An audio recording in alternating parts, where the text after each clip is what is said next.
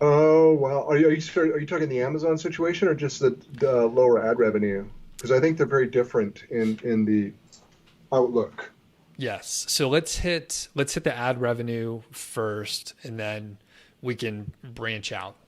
Yeah, sure. I think keep it in mind it's temporary. And like you say, we don't know if it's 2 months, we don't know if it's 6 months or a year, but it is temporary. It is going to improve. I suspect by the end of this year, the ad rates are going to return to much higher levels. Will they be like 2019? I don't know. That would be unlikely. November, December ad rates last year were ridiculous. It was just unbelievable.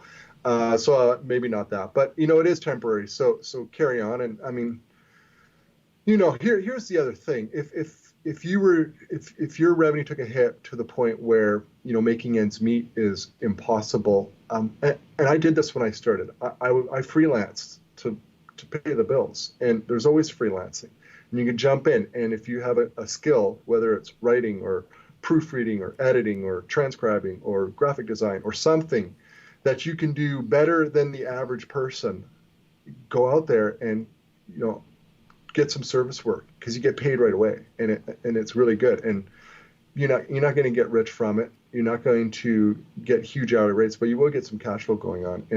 And I did that for some time when I transitioned into full time online, and it worked really well because it gave me flexibility to work on this at the same time still having cash flow. So that's one suggestion. And I think there are still a lot of people hiring and paying freelancers. It's the market's probably not as good as it was 4 months ago. I recognize that. So it may be harder, but there is a market for it still.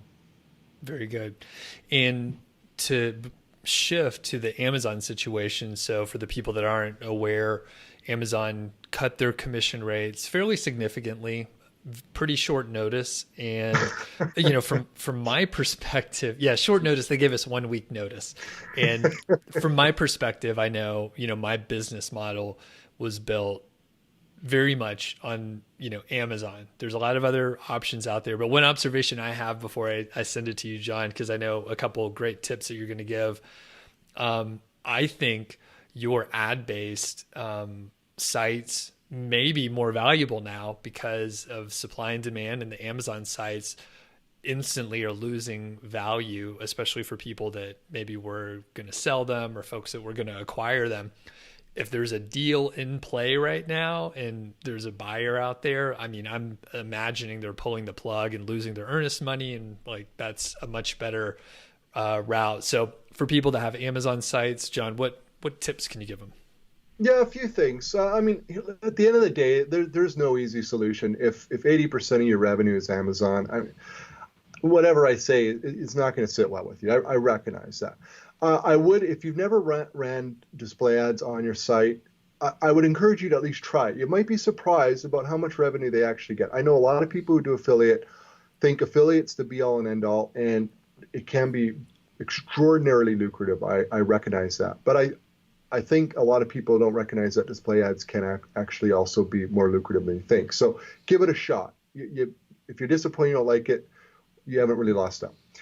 The other thing is to now again, this doesn't sit well, but maybe there's another really good merchant, and again, you might be pleasantly surprised. Maybe there's a merchant within the sector that you're in that will deliver big time for you that you never tried because Amazon is so easy. Amazon's like the low hanging fruit. It's like, oh, I need to put an affiliate link to a pair of sneakers. Oh, okay. Well, yeah, I can do that in about 2 seconds with Amazon. Boom, done, right? And we know Amazon's going to make the sale. That's what they do. So now maybe you have to look for another shoe retailer, and there are lots out there, and maybe give them a shot, and hopefully they'll do as well, assuming you're in shoes. Right. uh, and the other, I sent out an email today to FastX readers, and a guy who I greatly respect. He's a good friend. He's a big publisher, and he got back to me. He said, I get where you're coming from with this whole Amazon thing and how you're going to deal with it. He says, my focus is just get out the really good content, build out as much traffic as you can. And if you focus on the traffic, the monetization solutions will appear. There are options. If you have lots of traffic, growing traffic, there are solutions, and you just have to take the time to try to find them. But traffic will solve generally all monetization problems. And to an extent, that's true. And so I think people do have options, but you may have to pivot your content strategy altogether and move away from being 80-90% affiliate dependent and move into more content that works better with display ads. That's not going to be an affiliate play. That's something to consider as well. That's what I did years ago. I never regretted it. I love it. I used to do only affiliate. It never crossed my mind to publish an article that wasn't a buyer intent keyword. I would think, well, why would anybody do that? Boring to write, but in my mind, it was like, that's what's going to make money. And then I tried display ads, and I couldn't believe how much money they made with not a whole lot of traffic.